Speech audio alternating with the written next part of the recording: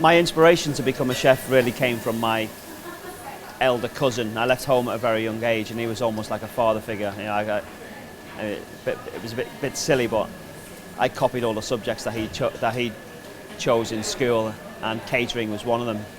And as soon as I walked into that catering classroom, that was it. I knew what I wanted to do for the rest of my life.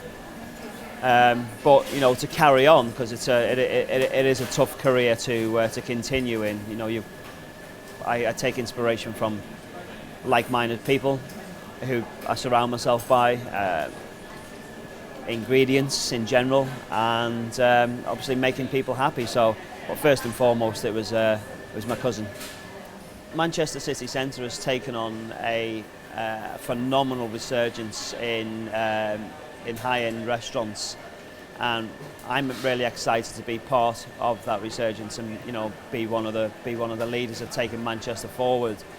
And if there's people like me who can make a success in Manchester, then there's definitely room for other people to come in and do something not too dissimilar to what we're doing. The more restaurants that are doing what we're doing, the better for all of us, because it improves the tourism, you know, improves interest in Manchester, definitely in the food scene. So, you know, I think the only way is up, really. I would say on average I work probably between 80 and 100 hours a week. It is a pretty grueling job. I try not to work on a Sunday and Monday. That's some time with my family, but to try and cram in 80, 90, 100 hours a week in 5 days. You know, you're working from 6 o'clock in the morning through till 1 o'clock in the morning.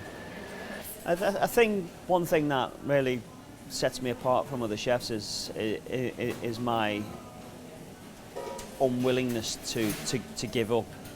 You know, when you're working up to 100 hours a week, it can definitely take its toll. And I went to college, and there was 34 students in my class, and there's only 2 of us who are still doing what we do at this level anyway. And it's just that pure determination to succeed, and you know, both of us are really trying hard to keep on pushing. My signature dish, it doesn't really exist. It's a very hard thing to put a finger on in one particular dish when I've got a career which spans nearly 30 years.